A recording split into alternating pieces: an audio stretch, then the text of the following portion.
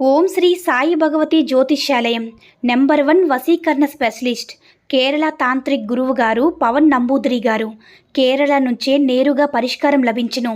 స్త్రీ పురుష వశీకరణం, ప్రేమించి మోసపోవడం, భార్యాభర్తల సమస్యలు, ఎటువంటి సమస్యలైనా సరే 24 గంటల్లో పరిష్కారం లభించును. గురువుగారి ఫోన్ నంబర్ 9043637512. ఓం సాయిరామ్. సమర్థ సద్గురు సాయినాథ్ మహారాజ్ కీ జై. సాయిబాబా భక్తులందరూ కూడా నమస్కారం అండి. సాయినాథుని ఆశీస్సులతో అందరూ కూడా సుఖంగా, సంతోషంగా, అష్టైశ్వర్య, ఆరోగ్య అభివృద్ధితో ఉండాలని మనస్ఫూర్తిగా కోరుకుంటూ ఈరోజు ఈ వీడియోని మొదలు పెడుతున్నాను. ఈరోజు వీడియో ఏంటంటే, నీ సాయి తండ్రిని తాకుబిడ్డ ఈరోజు రాత్రి 12 లోపు ఊహించిన శుభవార్త వింటావని మన బాబాగారు అయితే ఈరోజు మనకి చాలా అద్భుతమైనటువంటి సందేశంతో అయితే మన ముందుకు వచ్చారండి. మరి మన బాబాగారు ఈరోజు మనకి ఎటువంటి సందేశం అందించాలనుకుంటున్నారంటే, ఈరోజు ఈ సందేశం నువ్వు మనసు పెట్టి వినాల్సిందేనమ్మా. నువ్వు ఆలకించిన తర్వాత నీ మనసులో ఉన్నటువంటి బాధలన్నీ కూడా తొలగిపోయి తప్పకుండా ఒక ఊహించినటువంటి శుభవార్త వింటావు. ఈరోజు నీ మనసు కుదుట పడుతుంది.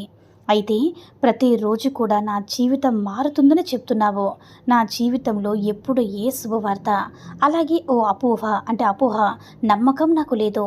మిమ్మల్ని నమ్ముకునే ఉన్నాను, మిమ్మల్ని పూజిస్తూనే ఉన్నాను, నా కష్టాలు మీతో చెప్పుకుంటూ ఉన్నాను. మరి కొంచెమైనా సరే నా పైన కనికారం అనేది లేదా మీకు?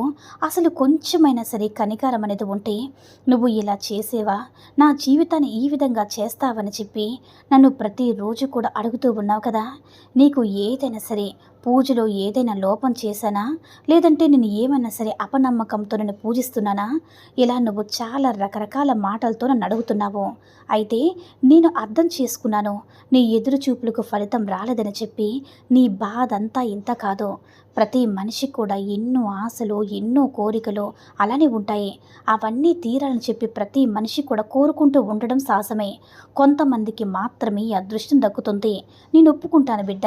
నువ్వు ప్రతిరోజు కూడా నా దగ్గరికి వచ్చి ఇలాగే ప్రార్థిస్తూ ఉంటావు, అలాగే అన్నీ కూడా చనువుగా నన్ను అడుగుతూ ఉంటావు.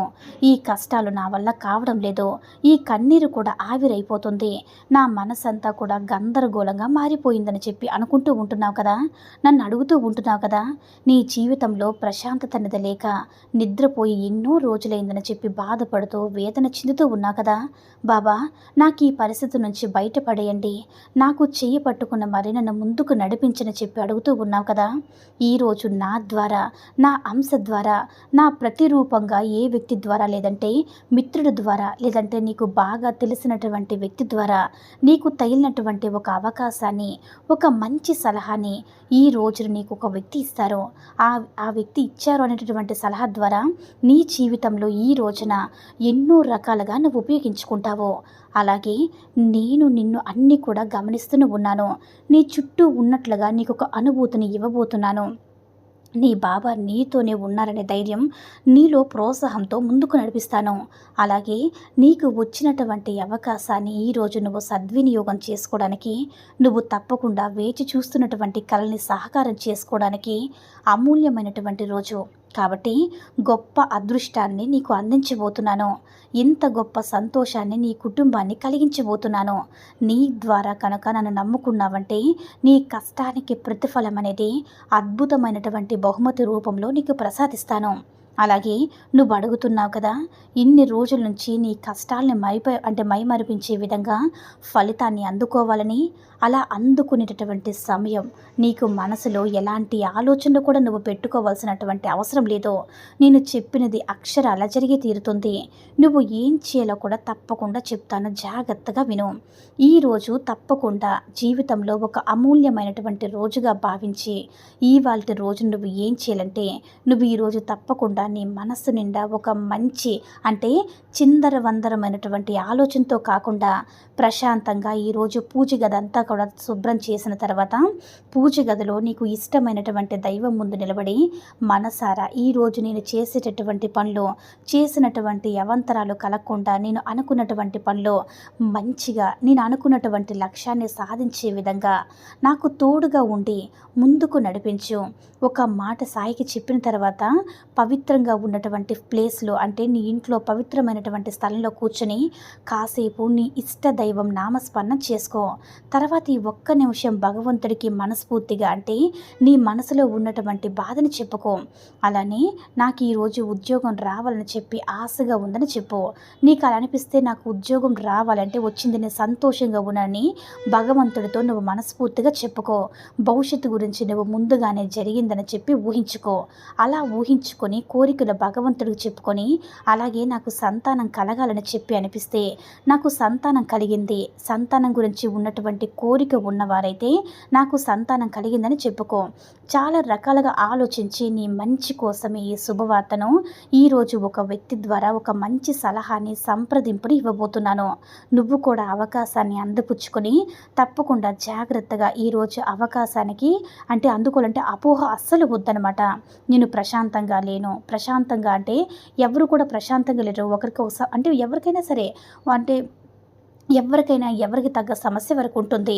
అంటే ఒక ఉద్యోగం లేదనే బాధ, ఉద్యోగం ఉంటే ఎక్కువగా జీతం లేదనే బాధ, ఒకరి వివాహం కాలేదనే బాధ, ఇంకొకరికి వివాహం చేసుకున్నా సరే పిల్లల కలగలేదనే బాధ, సంతానం కలగలేదనే బాధ, ఇంకొకరికి డబ్బు లేదనే బాధ, డబ్బు లేక పోషించలేకపోతున్న బాధ, ఇంకొకరికి ఎదుటి వారికి డబ్బు లేదు అంటే అంటే అంటే ఏదో ఒకటి అనమాట, ప్రశాంతంగా ఉండలేకపోతున్నారు. కనుకొని నువ్వు ఎప్పుడు కూడా నీ గురించి నువ్వు తప్పుగా అనుకోవద్దు. అలాగే ఇతరుల గురించి కూడా తప్పుగా ఆలోచించవద్దు. నీ మనసులో ఇప్పుడు నువ్వు సంతోషంగా ఉండు, నీకున్న దాంట్లో తృప్తిగా ఉండు. అన్ని విధాలకు కూడా నీకు కావాల్సిన ప్రతి ఒక్కటి కూడా నీకు అన్ని వేళ కూడా అందిస్తూ ఉంటాను. నీకు అవకాశం లేకపోయినా సరే నేనే అవకాశాలు సృష్టించేలా చేస్తాను. అంతేకాని నువ్వు ప్రశాంతంగా లేవని ఎప్పుడూ అనుకోవద్దు. నీ సంతోషమే నాకు కావాలి, నీ ఆనందమే నేను చూస్తూ ఉంటాను. సంతోషంగా ఆనందంగా ఉండవలసిన రోజులు నీకు అమూల్యమైనటువంటి ఒక సందేశం అయితే నీకు ఇవ్వాలని ఈరోజు నీ ముందుకు సాయిని వచ్చి నీతో కాసేపు ముచ్చటిస్తున్నానమాట. నీకు అంటే మంచి అద్భుతమైనటువంటి ఆశీర్వాదాన్ని ఇస్తున్నాను. ఎప్పుడు కూడా నాకు ఇది లేదు, నాకు ఇది జరగలేదు, నాకే ఎందుకు ఇలా అయ్యిందని ఎప్పుడు కూడా బాధపడవద్దు బిడ్డ. నీకంటే ఇంకా ఇంకా దారుణమైనటువంటి పొజిషన్లో ఉన్నటువంటి వారు చాలామంది ఉన్నారు. అయ్యో వాళ్ళకి డబ్బు ఉంది, మంచి ఇల్లు ఉంది, కారు ఉంది, వారు సంతోషంగా ఉన్నారు. నేనెందుకు ఇలా అయిపోయాను, నా ఆరోగ్యం ఎందుకు ఇలా అయిపోయింది, నా జీవితం ఎందుకు ఇలా అయిపోయిందని ఎప్పుడు కూడా అలా బాధపడవద్దు. వారికి ఉన్నటువంటి బాధలు వారికి ఉంటాయి, నీకు ఉన్నటువంటి బాధలు నీకు ఉంటాయి. ఎప్పుడు కూడా వారికంటే నువ్వే బెటర్ అనుకో. వారి ప్లేస్లో ఉంటే నీకు తెలుస్తుందన్నమాట వారి బాధ ఏంటన్నది. కాబట్టి బిడ్డ, ఎప్పుడు కూడా ఎవ్వరికి కూడా నీ యొక్క బాధను కానీ నీ యొక్క ఇంటి విషయాలు కానీ ఎప్పుడు చెప్పుకోవద్దు. ఎందుకంటే నువ్వు చులకనైపోతావు. అందరూ నవ్వుకుంటారే తప్ప నీ యొక్క సమస్యలు ఎవ్వరు కూడా పరిష్కరించరు.